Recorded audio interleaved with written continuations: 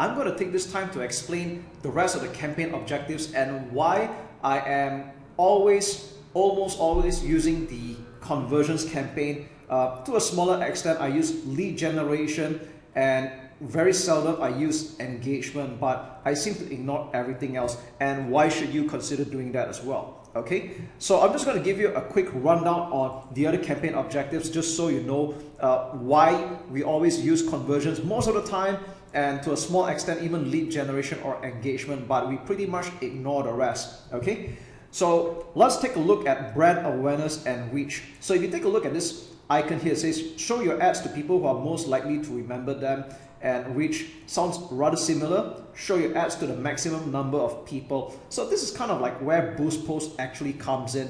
And if you have done any Facebook marketing before, or you have clicked the Boost Post button, then you know that you will get a lot of reach, perhaps for more bang for the buck. Apparently you get a lot of likes, a lot of social proof, a lot of reactions, people commenting even, but there's a problem with that. You're not getting even the interested prospects, because what's happening here is that it's just showing advertisements to people that have the habit of commenting and liking. So we don't really want that going on. Okay, so that's why I stay away from brand awareness and reach. I had pretty much not used them at all. Okay, now the next one, and this is a deception here. Okay, traffic.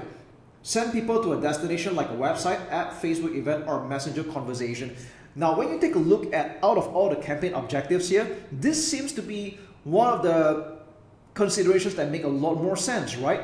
But I'm just going to warn you up front, stay away from using traffic objective, okay, despite the way it sounds, because what's happening here is that you're going to get most probably a lot of clicks. So you get a low cost per click. A lot of people are clicking on your Facebook ad, and it might seem exciting initially, just like Boost Post. But the problem is that Facebook is serving your advertisement to people or Facebook users that are very click happy. That means they have a certain behavior of always clicking on things, and you might know some friends or some Facebook users that are like that. Now imagine that your advertisement is going out to people like that, and you're not going to get any purchasers or even a lead for that matter. So don't do that. It's rather deceptive. Stay away from it. Okay, I've spent quite a bit of money doing this. I do test it every now and then, and if you don't believe me, feel free to spend a little bit of your money to test this out, and you'll find that this is also the case. All right, so out of all the campaign objectives here, this is probably the most deceptive, and where a lot of people initially will lose their money. So stay away from it. Okay, always go with conversions. Now I'm just going to move down chronologically. Let's go with engagement.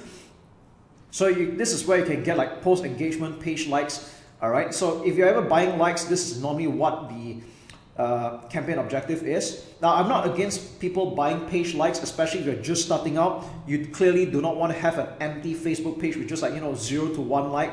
And if you're not able to get some of your friends or acquaintances to come and like a page, but you want to look a little bit more credible, then it's okay to buy a bit of likes. But again, I don't recommend that you spend a lot of budget buying page likes, because that's not where the income is going to come from. That's not where the action is going to be at. All right, so if you're going to buy page likes, you can go ahead. I'm just saying, don't spend a lot of money doing that. Okay, spend most of your budget on conversions. All right, so next up, we go to app installs. Okay, this is not applicable unless you're doing apps.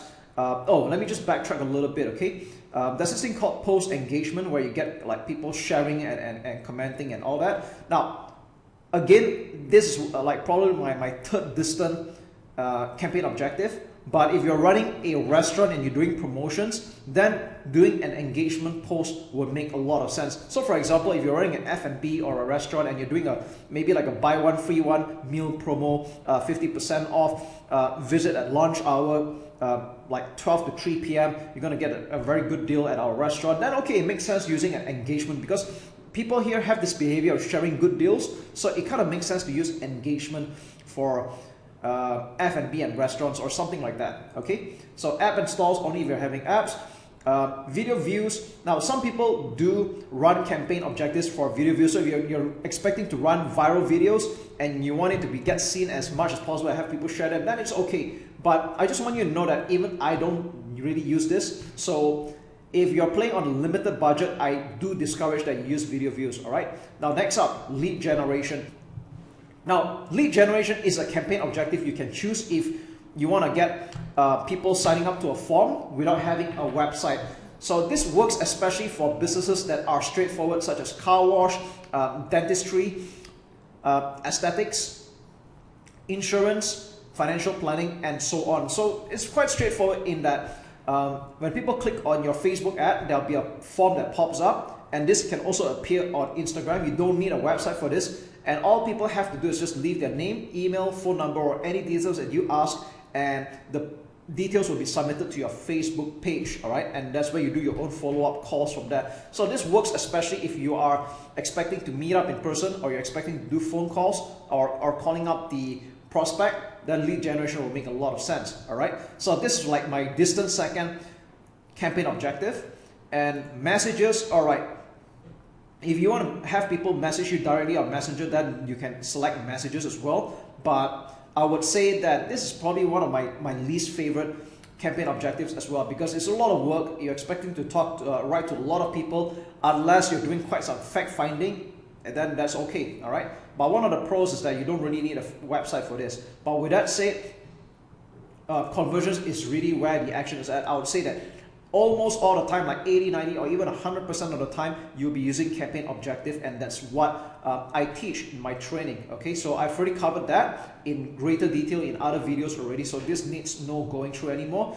And followed by catalog sales and store traffic. So catalog sales only makes sense if you are having a catalog on your Facebook page, and store traffic if you are running Facebook ads to e-commerce. But then again, you should still be using conversions. So that is what all these campaign objectives are in a nutshell. I've already explained to you what they're all about, and now you know why we always go with conversions, and we pretty much don't quite care about the rest, only to a small extent lead generation, and to a smaller extent engagement, okay? So yeah, that's really all there is to it.